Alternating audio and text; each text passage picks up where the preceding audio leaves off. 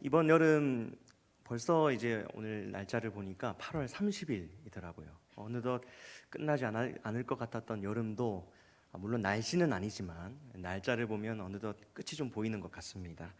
이번 여름 어떻게 보내셨습니까? 뜨거운 여름, 또 하나님 은혜 안에서 뜨거운 여름 보내셨습니까?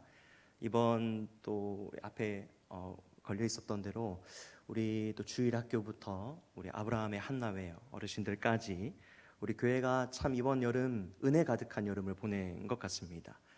그리고 이제 어느덧 개인적으로는 삶의 현장에서 받은 은혜대로 살아내야 될 때가 왔고, 또 교회적으로는 본격적인 하반기 사역을 시작해야 하는 시점에 서 있습니다.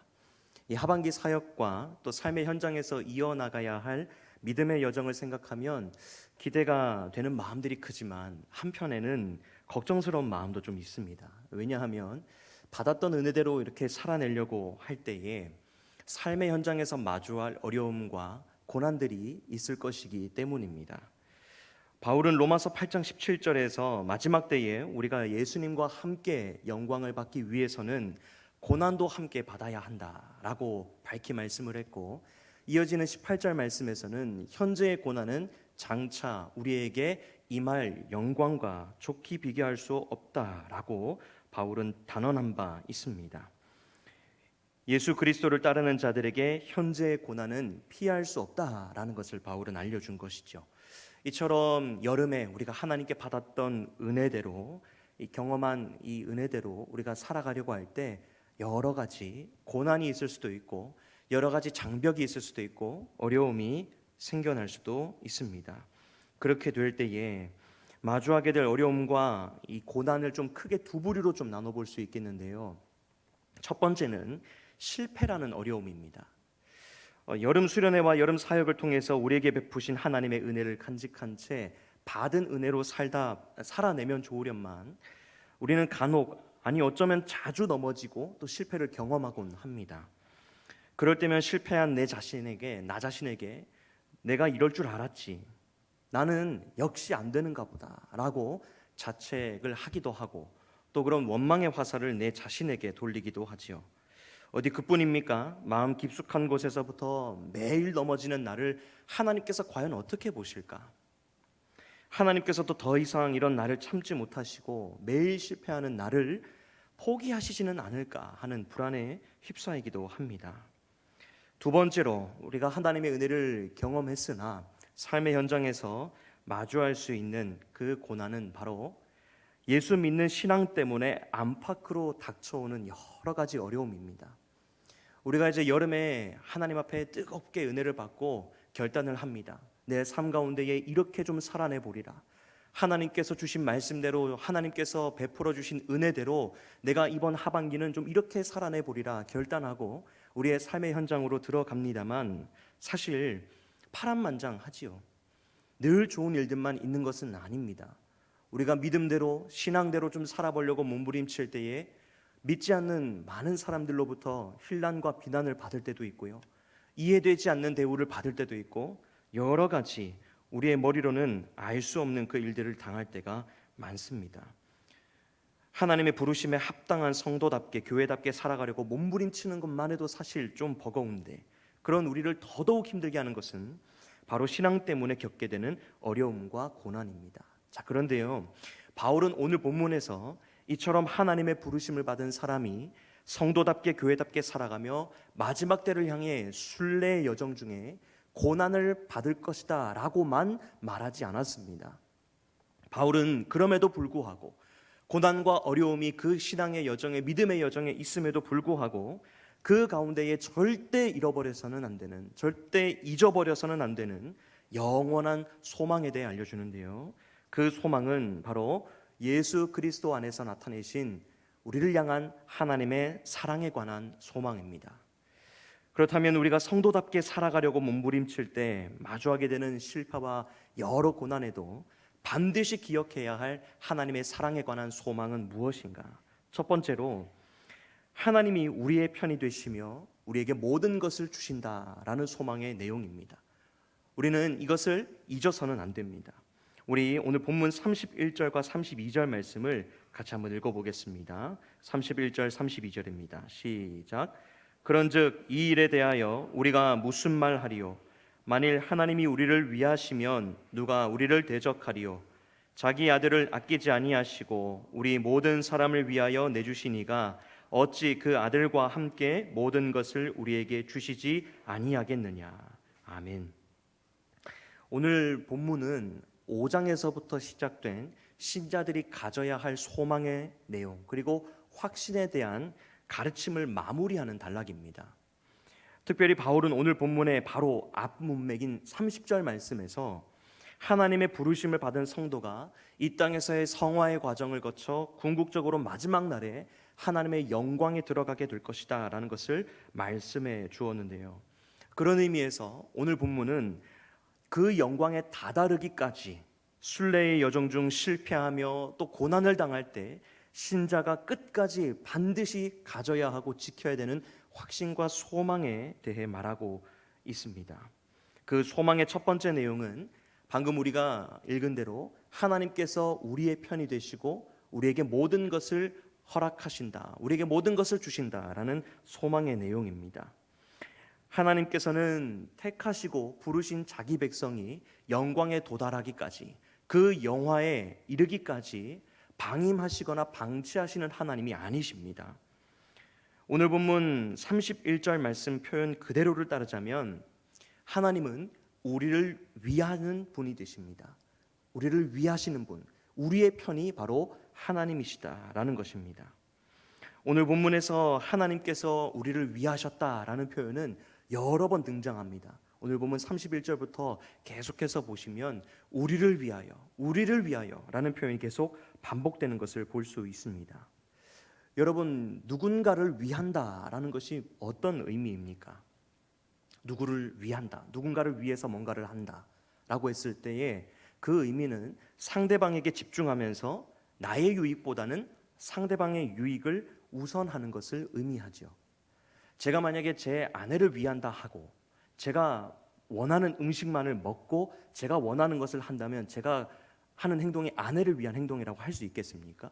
전혀 없지요. 아무리 제가 말로 당신을 위한 거다라고 말을 하지만 제가 원하는 것을 하면 그것은 아내를 위한 행동이 될 수가 없습니다. 왜냐하면 모든 초점이 저에게 맞춰져 있기 때문이죠. 마찬가지로 누군가를 위한다라는 것은 그 상대방에게 모든 초점과 관심이 집중되는 것을 의미하고 결국에 그 사람을 위하는, 그 사람이 원하는 행동을 하는 것이 바로 누군가를 위한다라는 것의 참 의미입니다. 우리 하나님께서 이와 같이 하나님 당신의 유익이 아니라 우리의 유익을 우선하셨고 우리에게 집중하고 우리에게 몰두하셨습니다. 그렇게 우리를 위하시는 증거로 하나님께서 우리에게 어떻게 행하셨습니까? 오늘 본문 32절 말씀 보시면 하나님께서 우리를 위하시는 증거로 어떤 일을 했는지 밝히 말씀합니다. 32절 보면 자기 아들을 아끼지 아니하시고 우리 모든 사람을 위하여 내주셨다라고 말씀합니다. 우리를 위하셔서 하나님은 자기 아들을 아끼지 않으시고 우리 모든 사람을 위하여 내어주셨다라고 말씀합니다.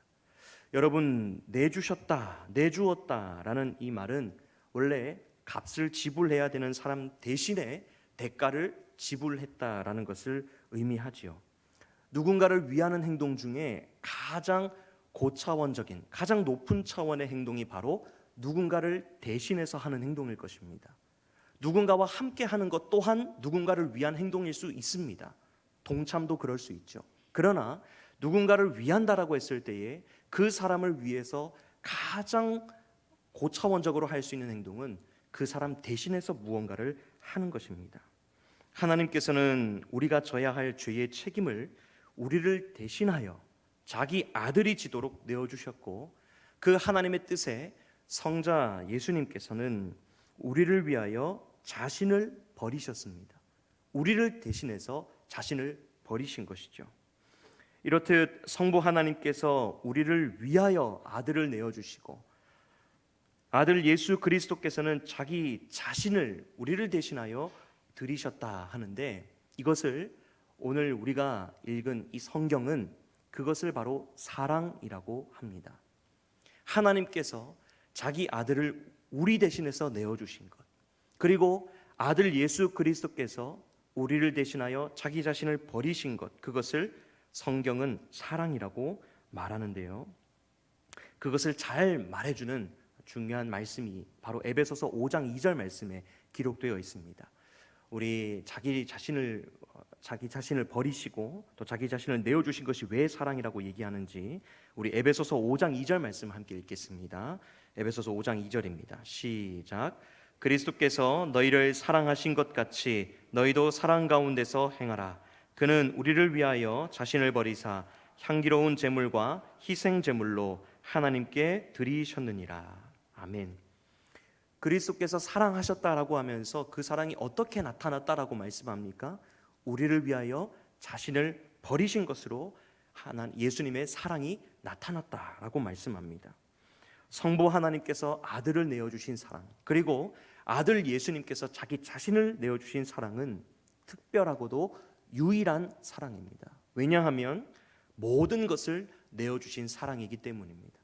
일부분을 떼어서 주신 것이 아니라 모든 것 전부를 주신 사랑이기 때문에 하나님의 사랑, 그리고 그 아들 속에 녹여 우리에게 나타내신 하나님의 그 사랑은 유일하고 특별한 사랑입니다.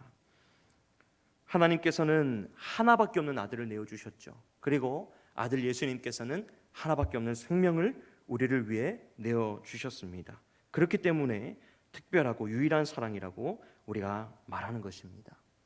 우리가 하나님의 부르심대로, 그리고 하나님께서 우리에게 베푸신 은혜대로 살아갈 때 마주하게 되는 실패와 여러 고난이 우리를 자책하게 합니다. 그리고 또 우리를 참소하지요. 네가 그러고도 예수 믿는 사람이야? 네가 그러고도 하나님의 자녀라고 할 수 있어? 너 맨날 넘어지는데 어떻게 그렇게 해서 하나님 앞에 설 수 있겠니? 라고 늘 우리를 참소합니다. 그리고 하나님의 사랑에서 우리를 떼어 놓으려고 할 때마다 우리는 이 사실을 기억해야 합니다. 우리는 실패자가 아니라 우리는 실패자나 또 하나님 앞에서 버림받은 사람이 아니라 자기 아들을 아끼지 않고 내어주실 만큼, 하나님께서 그 아들과 맞바꾸실 만큼 하나님의 사랑을 받는 자녀라는 사실을 우리는 반드시 기억해야 합니다. 하나님께서 우리의 편이 되신다라는 사실, 그리고 하나님께서 자기 아들을 내어주실 만큼 모든 것을 우리에게 내어주실 그런 사랑의 하나님이다라는 것을 우리가 반드시 기억해야 되는 것이죠. 사랑하는 여러분, 받은 은혜대로 이 믿음의 여정을 걸어가는 것 참 쉽지 않지요. 어쩔 때는 그냥 좀 모른 척하고 싶기도 하고, 어쩔 때는 적당히 그냥 살고 싶기도 합니다. 타협하고 싶을 때도 한두 번이 아니지요.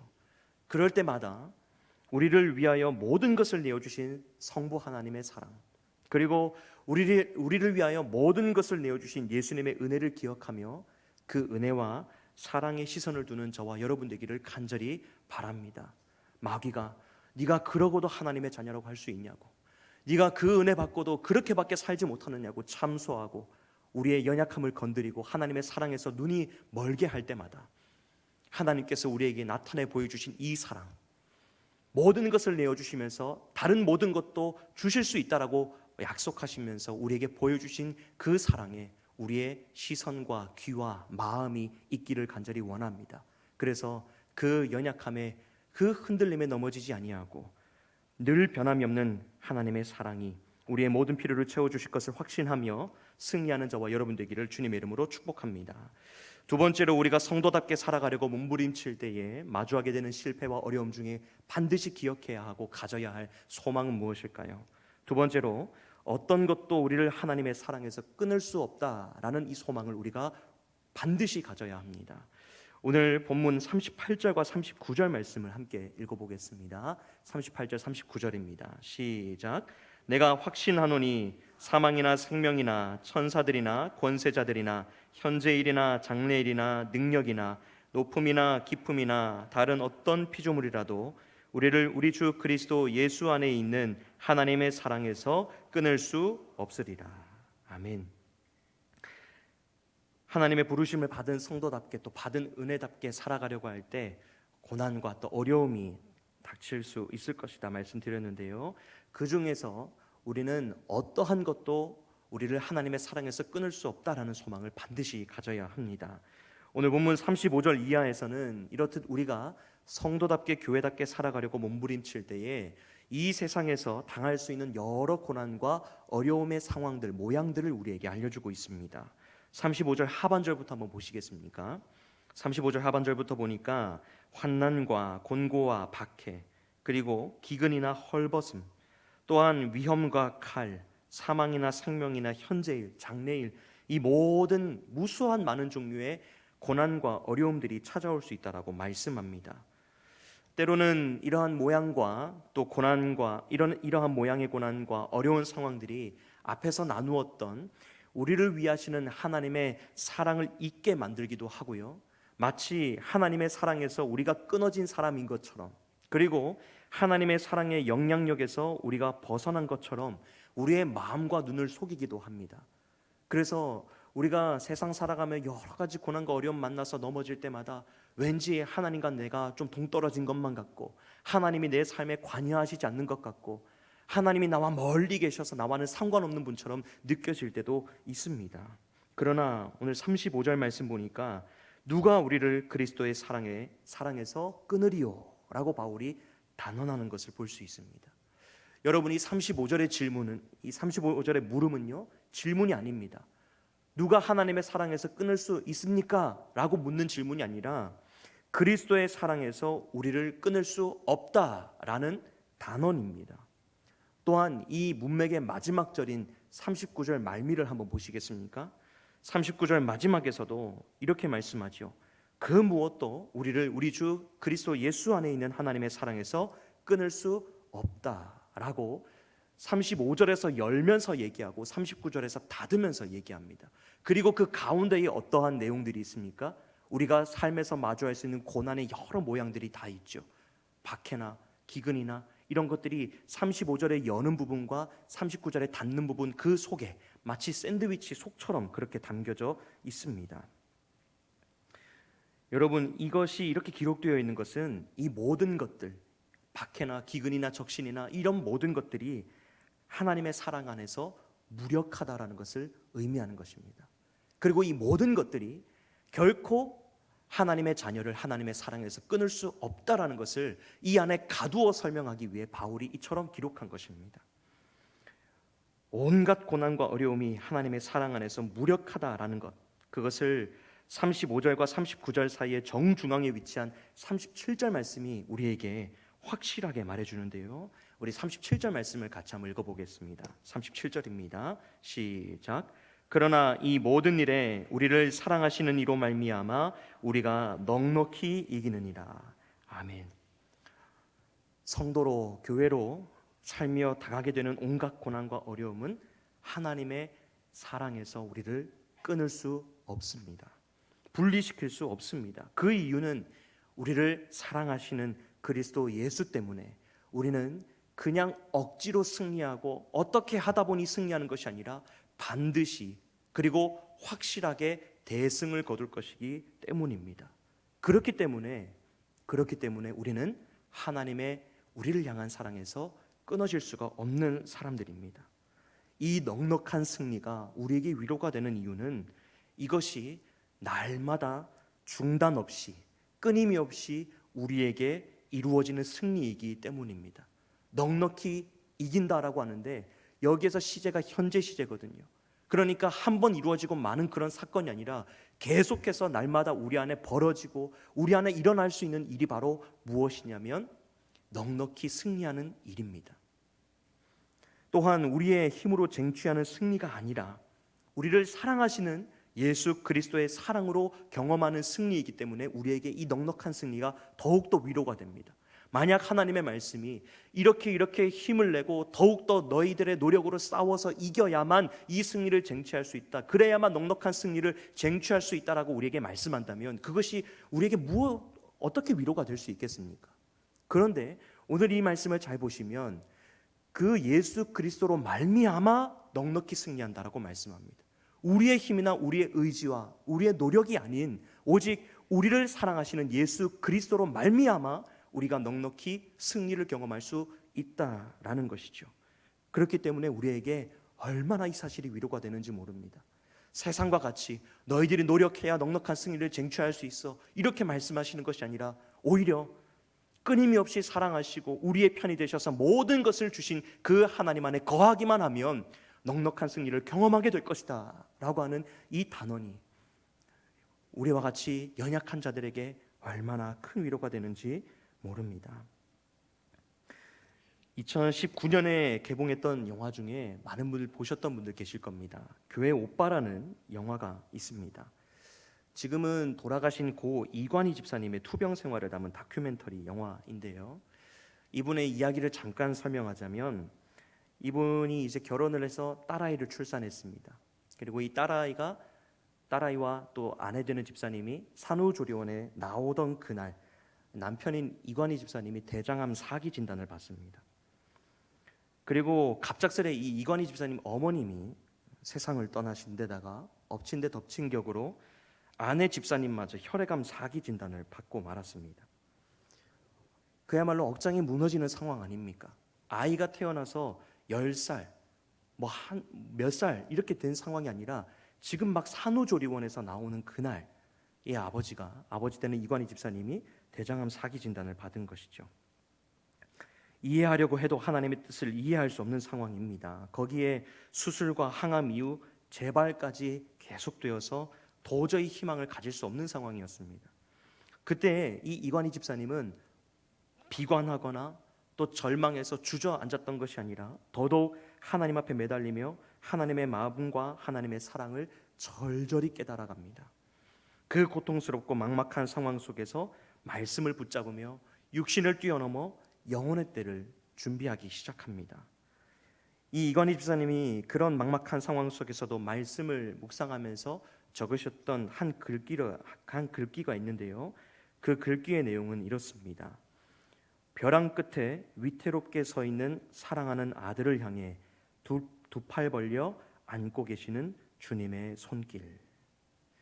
이것을 이관희 집사님은 말씀을 묵상하던 중, 기도하던 중 이 하나님의 사랑을 경험하게 된 것입니다. 그리고 그 뒤에 어떻게 고백을 하냐면, 하루만 더 살고 싶다. 물론 누구나가 다 소망하는 것 아니겠습니까? 그런데 그 집사님이 왜 하루만 더 살고 싶다고 했냐면, 아이가 자라는 것, 물론 그런 것도 있겠지만 그 집사님의 고백이 이렇습니다. 내가 하루만 더 살아서 하나님 앞에 조금 더 온전한 모습이 되고 싶다. 다른 사람들은 내가 병 걸려서 하나님이 어떻게 너에게 이럴 수 있느냐라고 할지 모르지만 그 기간 동안 이 집사님은 하나님의 절절한 사랑, 끝이 없는 사랑을 경험합니다. 고통스럽고 막막한 중에서도 하나님을 향한 원망은커녕 하나님께서 지금까지 베풀어 주신 은혜와 사랑에 감사하고요, 하나님 앞에 더 온전한 모습이 되고자 하루하루 몸부림쳤습니다. 그렇게 집사님은 주님 품에 안기는 그 순간까지 하나님의 사랑과 은혜를 끝까지 의심하지 않고 붙잡았습니다. 사랑하는 여러분, 이 땅에서 믿음의 여정을 가다 보면 정말 이해되지 않는 고난과 어려움을 만날 때가 있습니다.